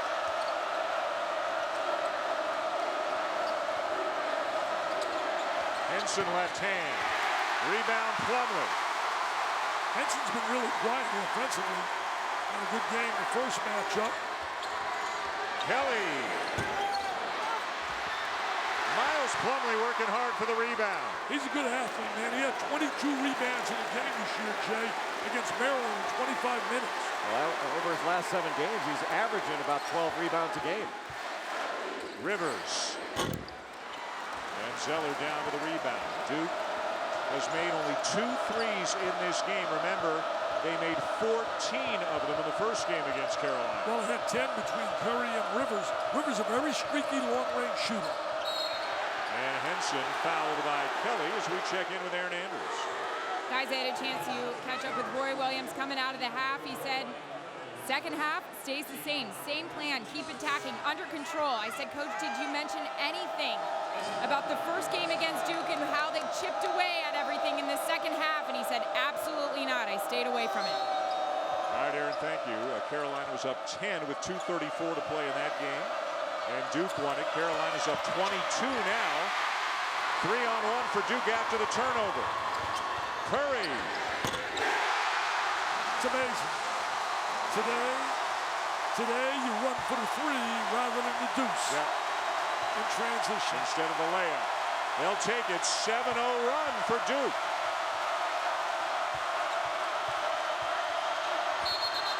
Barnes called for the offensive foul. Little momentum going to the side of the Blue Devils, Mr. Billis.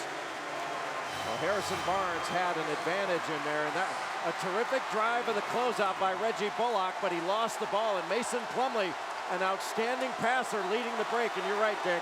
You've got a guard at that three-point line now. No longer do the lanes run to the rim, they run to the line. Yeah, they run to that, shoot that trifecta. You know, it's amazing, guys. There have been 11 turnovers in this game.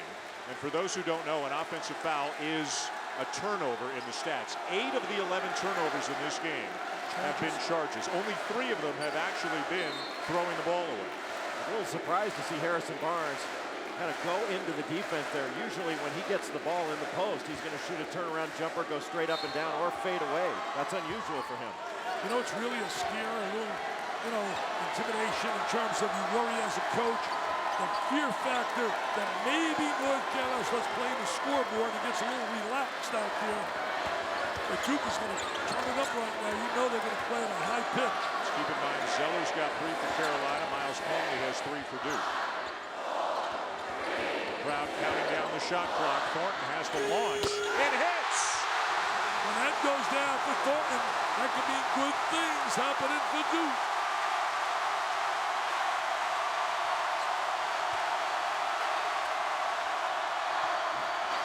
Tough shot by Zeller. When in doubt, go to the post, bring it in a hand. He'll convert. He can flat out score inside. He has great foot moves on the interior. Really does a great job with his footwork, Jay. He took a bump and still completed that play. It's not like North Carolina has to get stop after stop. They just have to be tough and score. Mason Plumlee fouled by Henson, going right into the chin of the shot blocker. Signs of life from the Blue Devils here in the early minutes of the second half. Can they get hot from outside? Thornton with a 3. The deficit's down to 18.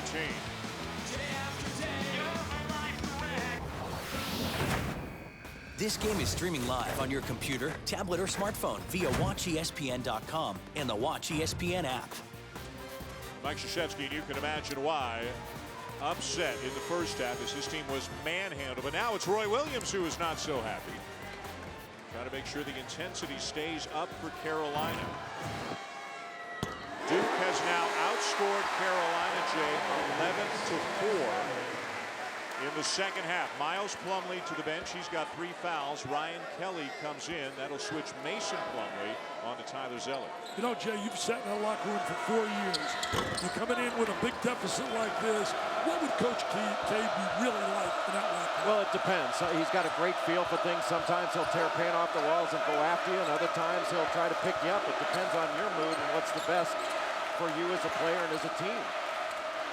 Do you think this first half for Duke was less about not competing and more about just not making shots? It's a little bit of both. Henson inside over Plumlee.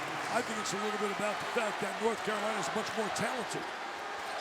That front court is an NBA front court. I'm not convinced I would take the Bobcats front court over that front court. Well, they've got 4 first-round draft picks on their team in their starting lineup.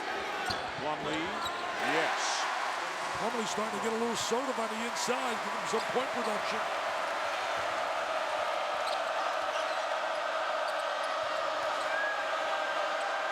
He was thinking about it. He was thinking about it. Yeah, smart not to take it. Run some offense. Marshall has the pass deflected, bounces to Bullock, who buries the 3. He's had a really good game, Jay. He's made Rivers work on the offensive end, and he's put points on the board. I think he's got like 12 points. He's got 12, exactly right, tied with Tyler Zeller for the most in the game tonight. Mason Plumlee starting to make things happen. Well, you know, Zeller's got 3 fouls, so he's not really checking. And a goaltending call, and Mike Krzyzewski can't be happy. Again, Zeller beats the bigs down the court. I think he's the best big guy running the court in America. I don't think there's any question. You know who's not far behind, though? His brother Cody at Indiana. Yeah. He's going to be special. Absolutely special. They say word is that he's probably going to come back, and that is obviously a key because they got a terrific recruiting class coming in next year. Zeller has gone to the bench for Carolina. That was a terrific hedge on the ball screen by John Henson. Count the basket for Miles Plumlee. I tell you, the Plumlee brothers are really rising to the occasion. They really responded. Gonna watch them right in here. There's Miles. It's senior day. It's his last time in a uniform here at Cameron Indoor Stadium. And of course, a big night, an emotional night for his parents. Mom Leslie, Dad Perky are here at Duke tonight, and they're watching Miles Plumlee score 10 points and rip down 7 rebounds already with 14 minutes to go. You know, Duke's really played really strong here to start the second half, but they're still down 18. It was 24 at halftime. Well, that's why North Carolina has to continue to attack, be patient when they're playing 5-on-5, and go for it in the open court. You know, if they're efficient offensively with this kind of lead, they cannot lose. You know, I agree with you, Jay. It's all about taking good shots. If they take good shots, are efficient, really, they will be effective. Ooh, a touch foul called on Tyler Thornton. Final day of the college basketball regular season is tomorrow, and ESPN has Michigan at Penn State for you at 1 o'clock Eastern time. College basketball on ESPN, ESPN3, and also streaming live on WatchESPN.com. Jay, Big Ten question for you, Northwestern. What are you thinking? Well, they're close. You know, that win over Michigan State. They've also got a win over Seton Hall. Boy, Kendall Marshall off the drive. He doesn't have superior quickness, but with his strength, can get by you. Yeah, he really does. He does a good job getting by people. Better than what I saw earlier in the year. That's a confidence factor too, Jay. Well, he was aggressive offensively late in the year last year. And Rivers called for another charge. It's his 3rd foul. I think all 3 of them have been charges as Doc looks on in dismay here at Cameron. You know, he gets a little bit out of control. There's no doubt about it. He has a tendency to not understand where he is on the floor. That might have been a good call. Looked like Bullock's there, sure. Yeah, you give Reggie Bullock, he won that spot. You give him a lot of credit. You know, he's got 3 fouls as well, and came over there and laid his body on the line. There are 6 players, 3 on each side already with 3 fouls.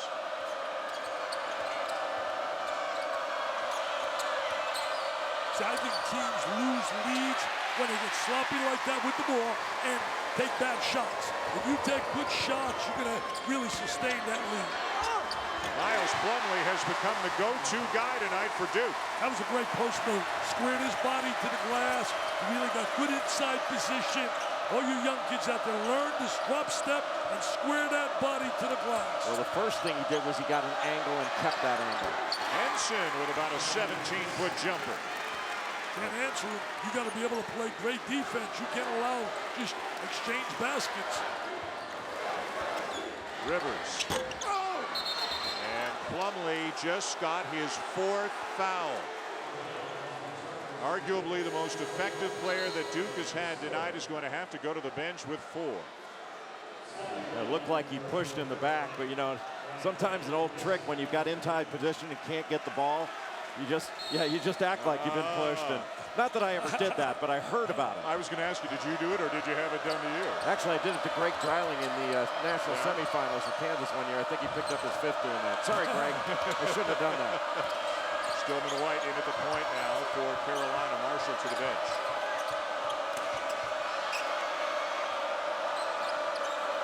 Barnes with Dawkins on. Air ball. Tell you what, when you're up 20, you can be a little bit versatile on that bench as a coach. You have many more options. Well, Harrison Barnes, that's 2 times he's tried to go essentially 1-on-5 without the ball moving from one side to the other. And that's an area where I think North Carolina can improve. And that is get it with their better shot selection. When they are playing 5-on-5 to move the defense and then attack it. So much is about shot selection. It really is. Good teams take good shots, and that's how you usually win. Both teams are hot here in the second half. Kelly. Well, they're going to need to make a whole slew of threes, Dick, though, if they're going to get back into this game. Well, I'll tell you one thing, Kelly has really been a non-factor scoring-wise. He has really had a tough time here shooting the ball. Henson elevates again and makes another jumper. So one thing, when he's making jump shots, with his shot blocking ability, his rebounding ability, that wingspan, A+. Look at it. They come out, they're fired up, and they're still 22. Yeah, with all that, Duke has only cut 2 points off the halftime deficit. Studio update. Checking in Atlantic Sun final over on ESPN2. Winner gets the automatic berth to the NCAA tournament. Belmont really struggled in the first half, not the second. Now a 5-point lead, 11:20 to go. Just a reminder, coming up next year on ESPN, Jacobin Brown and Texas. One of the last 4 in, according to Lenardi, head to Kansas. Guys? All right, Ryan, it's a busy bubble these days with teams falling on and off. Joe Lenardi's bubble will know more very soon on the last day of the regular season, and then championship week begins. The slam for Mason Plumlee. They're getting that post position inside. Zeller on the bench, getting it wide open down the lane, taking advantage of it. They're right now 9 for 12 in the second half, yet they're still down 20. They haven't been able to get stops. Carolina's 8 for 11 in the second half. Wow. Boy, John Henson is making some shots. Oh, wow. Are you serious? Look at Mr. Zeller making like a cheerleader. Aaron Andrews is making like a cheerleader. A dozen all of a sudden for Henson. Made a couple of jumpers and then an off-balance left-handed hook shot. Wow, look at that. Look like Billis back in his days. Back at Duke, Dan Schulman, Dick Vitale, Jay Billis, Aaron Andrews. Saturday primetime presented by DirecTV, and North Carolina just has been on some kind of a roll all night long. The free throw for John Henson has been a monster here in the second half. It is 68 to 45. It was 48-24 at the half. Duke made a run, had a 10-0 run here in the second half, but Carolina has responded, led by Henson. Well, I'll tell you this, North Carolina has shown today why they are definitely a legitimate threat to win the national title. Bolton with a 3. Duke was just setting a little diagonal up screen, a little diagonal cross screen to get Mason Plumlee into the low post, and when Kemba Marshall helped off, that left Thornton wide open. Now turnover. Rivers. Give it up. Give it up. Plumlee with a slam. Plumlee with the jam. The Cameron Crazies like it, but the scoreboard still says plus 18 Tar Heels.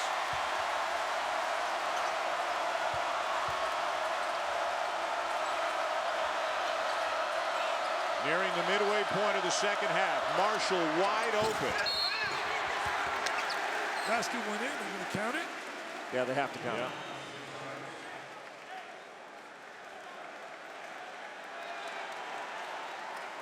I mean, he's wide open right there. We're going to watch this right now. Rivers going to give it up for the dunk. There's the bounce pass, there's the catch, and there's the jam by Mason Plumlee. On the other end, Mike was telling us, if you allow Marsh to set up and shoot that little set shot, he's going to make it. And that's what he did down there with the three. The foul was on Harrison Barnes, his third. It was away from the ball after the shot was in the air, so count the three for Marshall. They just sagged right off him, dared him to take the open shot. He used the rim and the backboard, but he made the three. Carolina defended that little screen for the screener play by Duke very well, but they're getting one-on-one situations in the post and taking advantage of it. The problem is Carolina has been doing a good job of scoring on the other end. And that's what they need to do. They can't expect to get stop after stop. They need to be strong offensively, too. You know, I think Duke has taken advantage of the fact that opposed and Zeller with 3 fouls, and he's just backing away from it. Rivers the drive. What a finish! That was a terrific drive right there. Very strong, very aggressive, went to the goal, assertive like. Duke has been making North Carolina take it out of the net and run offense 5-on-5, and that's not their strength. Nearly stolen by Plumlee, shoveled it blindly into the hands of Marshall. And now Roger Ayers blows the whistle. They want the shot clock reset. Here's the drive by Rivers, Dick. You're going to take a look at right this down his drive. Very aggressive, very strong. Good body control. To convert that, was a terrific high school player out of Orlando. DJ Hairston in the game for Carolina. Zeller and Kelly really going at it for post position. And it's going to be Kelly called for the foul. Well, Zeller is so good off that duck in, off ball reversal. He just ducks into the lane. And if you're not playing him on the line and up line, playing him early, he's going to be able to get that angle on you. He did a good job of drawing that foul and selling the call.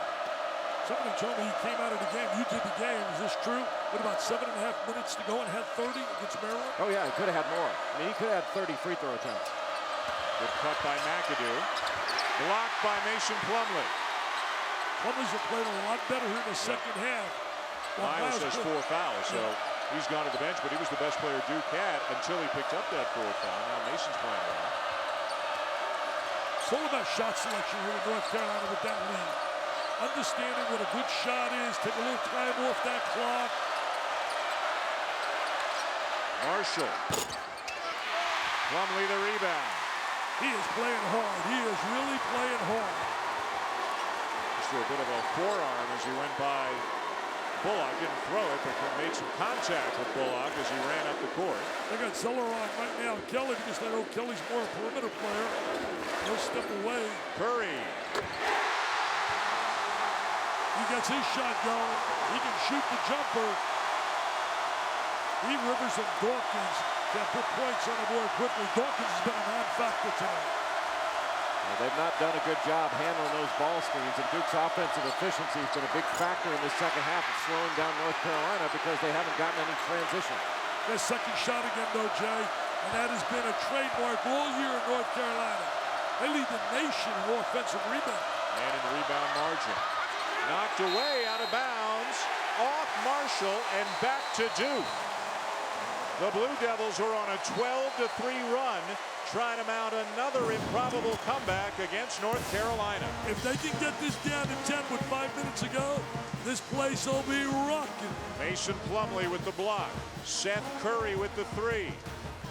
14-point lead now, Carolina.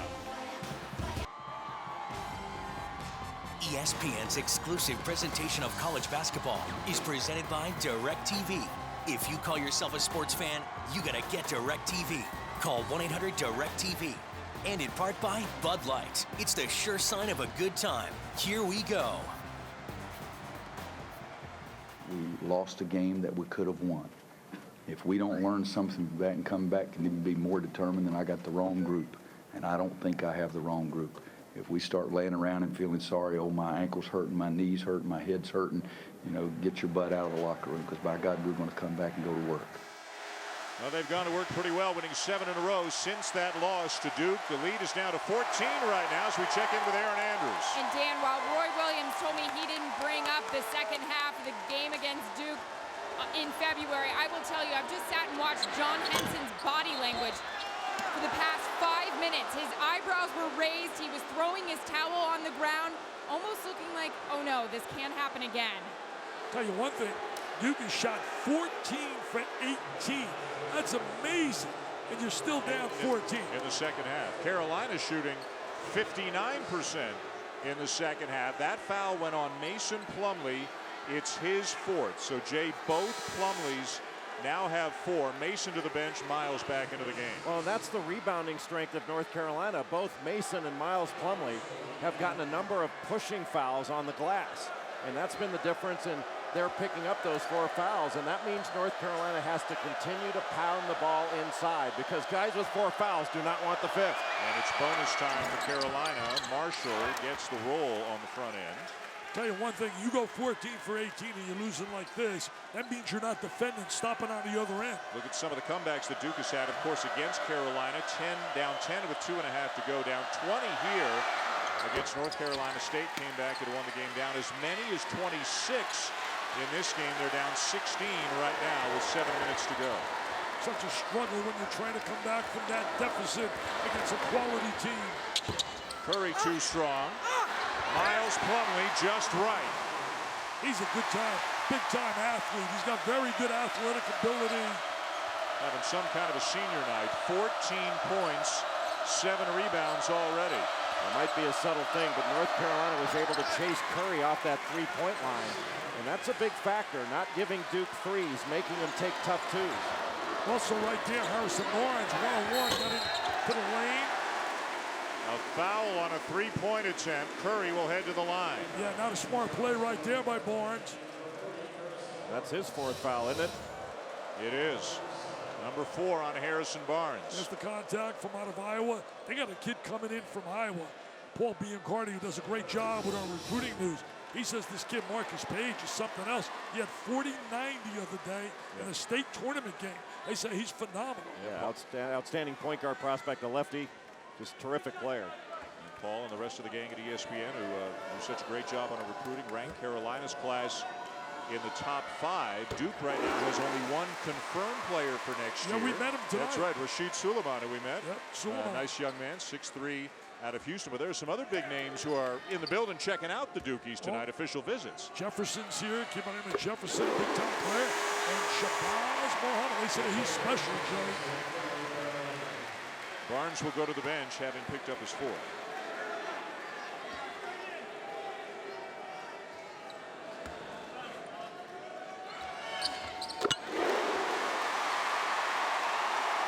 Now can they get a stop? They got to get a stop. They haven't been able to come up with really good defensive stops. If you're Roy Williams, this clock cannot move quickly enough. Still 6:20 to go. I'd get Zeller some touches now. He hasn't touched the ball for quite a while. I'd try to find him on a post. Down inside. This has become essentially a half-court game.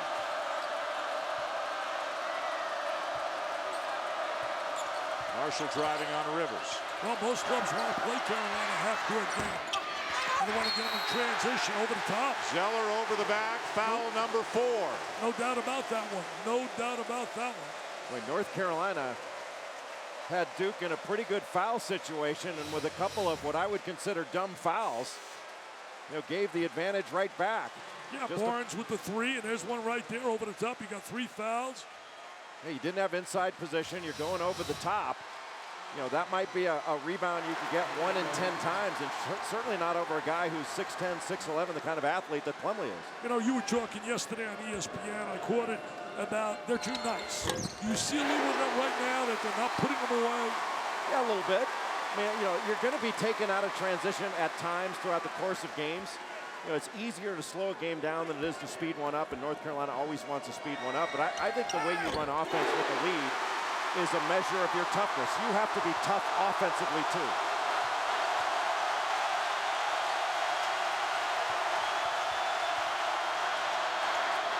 Bullock, no. They can get it to single digits. Yeah, it's been forever since it was single digits. They can get it to single digits. This would be big, this possession. Early in the first half, I think. They were down so big so early in this game. Good position by Plumlee. Had the shot he wanted right in the lane. Plumlee was lucky. He got away with a push there on Henson first. Because Henson first. It would have been out for him. Not only did he get away with fouling him, perhaps, but they get the ball back. Could have been his 5th. Wow. Well, you give a lot of credit for the aggressiveness. There was no foul there. They both went after the ball, but I thought he got away with a push early. But good aggressiveness by Plumlee. Curry. You would love to get an open look for Curry. Got a clean look and missed a three. That would have been huge. Every possession gets huge. When you're down 11, man, and you get the winning time the last 5 minutes, every possession becomes big to you. Carolina was up 26 in the first minute here in the second half. And if they get a score here, they put a little bit more distance and have a little less game pressure on them. If that three had gone down by Seth Curry, all of a sudden these shots are a little tougher because of that game pressure. Tell you one thing, showing some patience here, some poise. Marshall the miss, Duke the rebound. 4:45 to go. North Carolina giving them an opportunity. Not used to seeing Carolina walk the ball up the court, but they're using some clock. Not scoring. Rivers, and he is bumped. Good call. Looked like he got tripped going to the goal. And it's bonus both ways. Stops the clock, gives you a chance to put points on the board.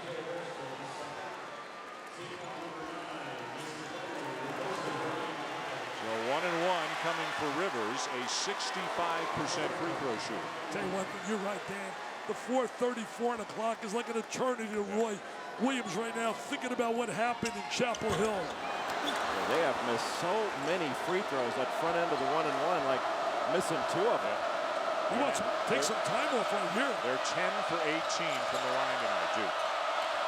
And you know Roy Williams waiting till the under 4 timeout to get Tyler Zeller back in there. He needs him. I think they're a little uncomfortable with this kind of rhythm. Yeah. They really don't look comfortable. Shot clock down to 7. They're playing not to lose rather than play to win. Marshall with a foot on the line knocks down a long jumper. And he has been spectacular. Tell you one thing, he's become a better scorer. Marshall with 19 points and 9 assists tonight. Curry creates a little space, in and out.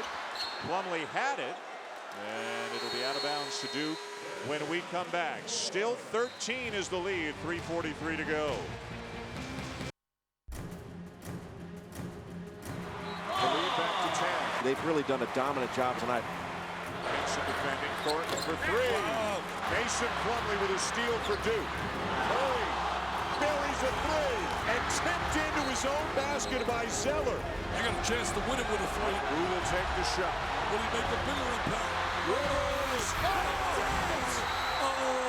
An incredible finish here in Chapel Hill.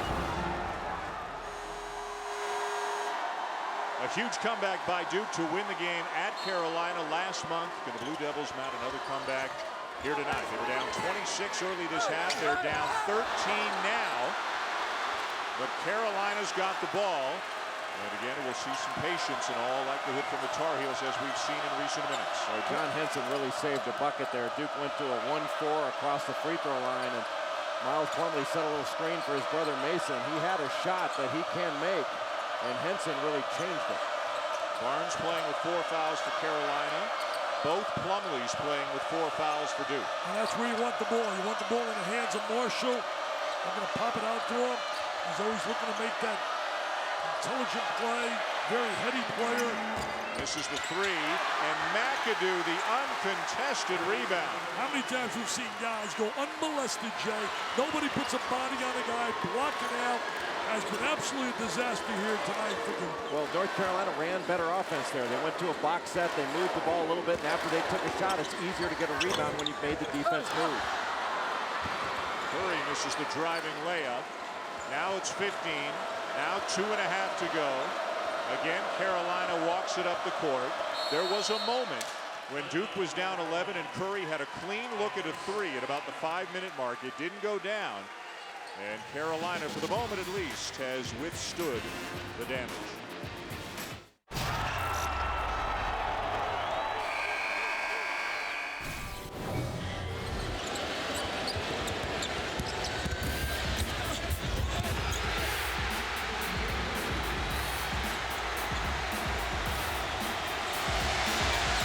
Louks. Snare. Oh. He made it.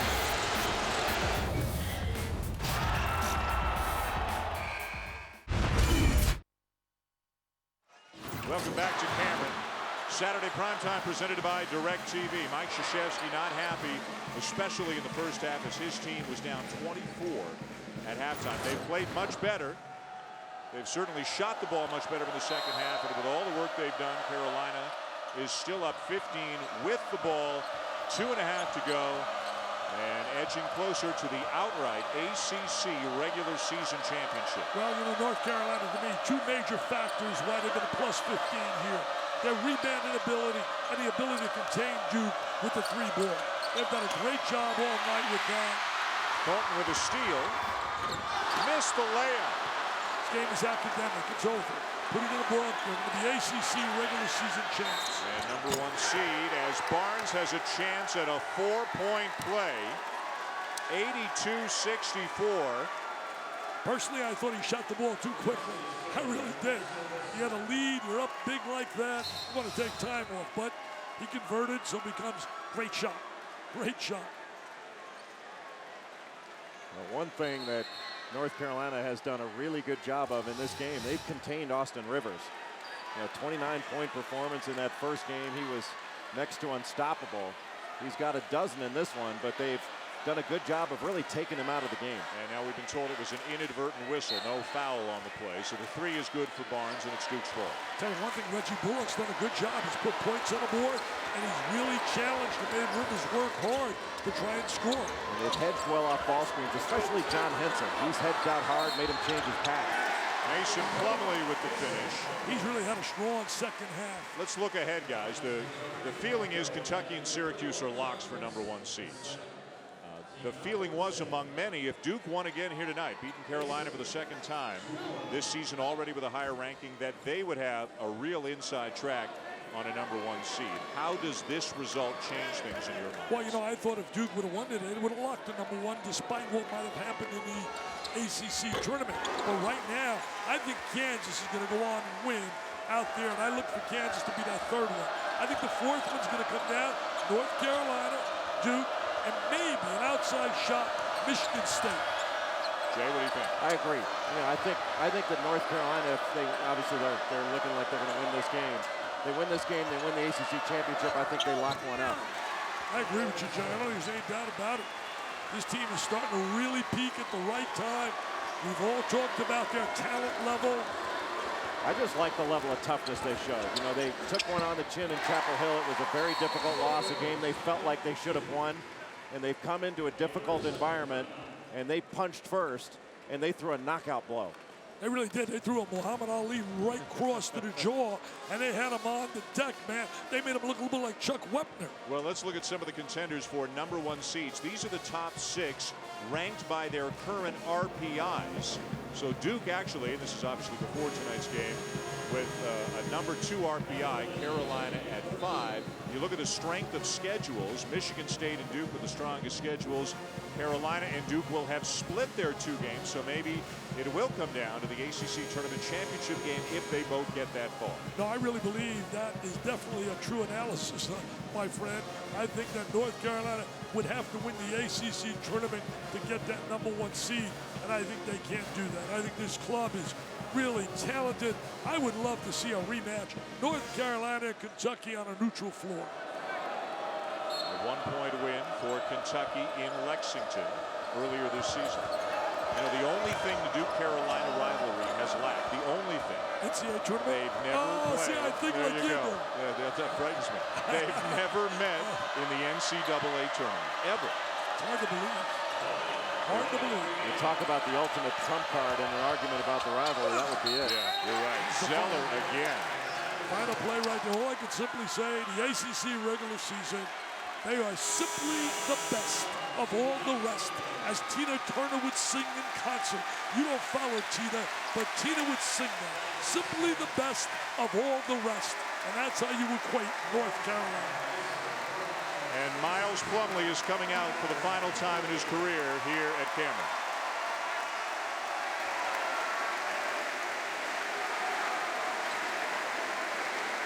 Parents, Perky and Leslie, looking on. Their son Certainly played well tonight here on his senior night. 16 points and 11 rebounds for Miles Plumlee, but in the big picture to no avail for his team. Hey, Jerry, have you seen the younger brother? I have not seen him. I know he's redshirted. Yeah, Marshall Plumlee's a good player. He's a true 7-footer. He's not as athletic as either Mason or Miles Plumlee, but he's going to be a very good player. So Carolina is going to win the outright ACC regular season championship. They'll be the #1 seed in Atlanta. Their first game will be Friday at noon. Duke is going to be the 2 seed. Florida State is locked in as the 3 seed, and most of the rest is still up for grabs in the ACC. You know, the ACC's had some improvement in the middle of the pack. It's the bottom that's really been inept. When you look at Georgia Tech, you look at Wake Forest, those clubs. And right now, Paul Biancardi says 5 teams in the ACC will be ranked in the top 25 in recruiting. Zeller fouls out, finishes with 19 points and 10 rebounds. And nobody, you would imagine, wanted to win in this building more than Tyler Zeller after the way the last game ended. Tomorrow, ABC has an NBA doubleheader for you. It all starts with Kia NBA Countdown at 12:30 Eastern Time. At 1 Eastern, it will be the Knicks and the Celtics, and then at 3:30 Eastern, the Heat and the Lakers, the NBA on ABC tomorrow. Tell you one thing about Jeremy Lin. I know it's great to see the Harvard team play against Columbia.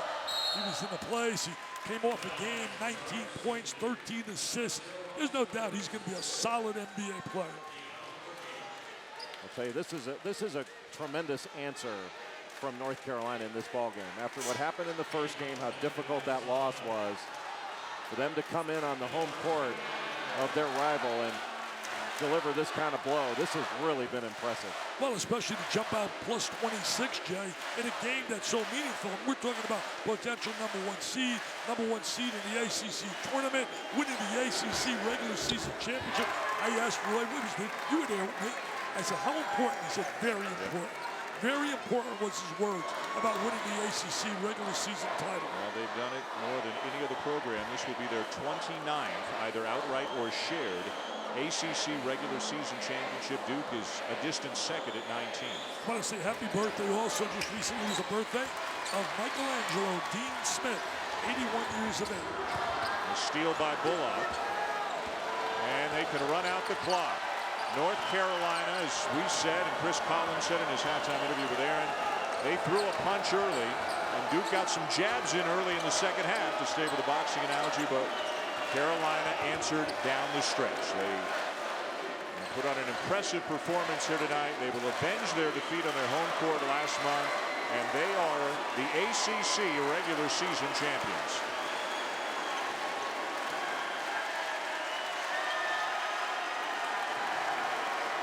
Congratulations to Roy Williams and North Carolina, an 88-70 win here at Duke.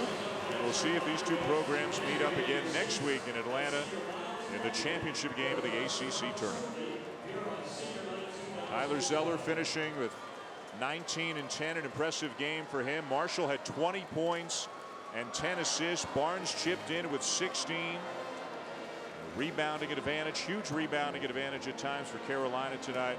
And they win the ACC regular season championship and will be the #1 seed heading into the ACC tournament beginning in Atlanta later on this week. The final score from Durham: North Carolina 88 and Duke 70. For Dick Vitale, Jay Billis, and Aaron Andrews, I'm Dan Schulman. At Texas and Kansas, live from Allen Fieldhouse, is coming up next. This has been a presentation of ESPN, the worldwide leader in sports. Let's send it back to the studio now with Ryan Burr and Jay Williams.